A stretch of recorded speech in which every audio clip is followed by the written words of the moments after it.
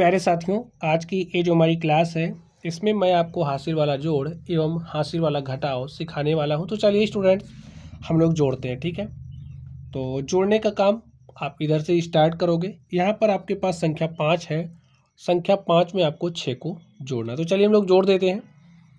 देखिए 5 में 6 जोड़ोगे तो 5 और 6 होता है 11।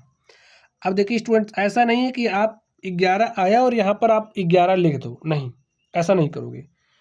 तो यहाँ पर ये जो 1 है ये आपका इकाई का अंक होता है, यहाँ पर जो 1 है ये दहाई का अंक है हमेशा। ठीक है, आप यहाँ पर इकाई के अंक को ही लिखोगे। तो इकाई का अंक देखिए क्या है, 1 है, तो 1 हमने लिख दिया। तो आप कहोगे सर जी ये जो दहाई वाला अंक आया इसका क्या करेंगे? तो स्टूडेंट्स मैं बता रहा हूँ ना क्या करोगे।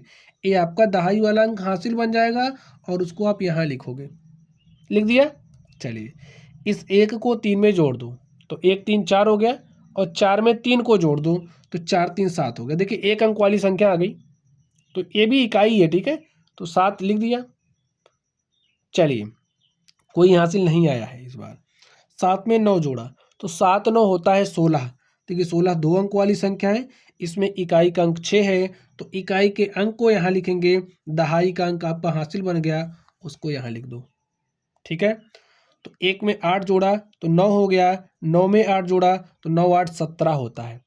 17 में इकाई का अंक 7 है, तो यहाँ 7 लिखेंगे। दहाई का अंक 1 है, तो दहाई का अंक आपका हासिल बन गया। लिख दिया।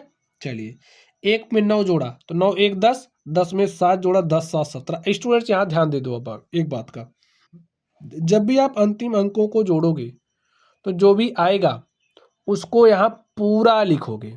यहाँ तो हम इकाई वाला अंक लिख रहे थे, लेकिन जब अंतिम अंक को जोड़ेंगे तो जो आएगा उसको पूरा लिखेंगे। देखिए 9 1 10 7 17, तो 17 आया है ना, तो यहाँ आप पूरा 17 लिखोगे। बस यही आपका क्या हो गया, आंसर हो गया। ठीक है, चलिए हो गया हासिल वाला जोड़ने का नियम, लगाने का नियम। अब हम लोग इसको सीखते हैं, ये है हासिल वाला घटाव। तो चलिए हम लोग घटाते हैं। तो स्टूडेंट देखिए 0 में से 9 घटाना है। 0 छोटी संख्या है, 9 बड़ी है, तो 0 में से 9 नहीं घट रहा है, तो कोई बात नहीं, 0 अपने पड़ोसी से उधार ले लेगा। तो पड़ोसी ने उधार दे दिया, और देखिए पड़ोसी केवल एक ही उधार देगा, ऐसा नहीं कि 3 इसके पास है 3 का तीनों उधार ले लो, नहीं, केवल एक उधार देगा। यहाँ पर तो 0 है ही, एक उधार इससे मिल गया, तो 1 और 0 मिल करके 10 हो गया। समझ गए?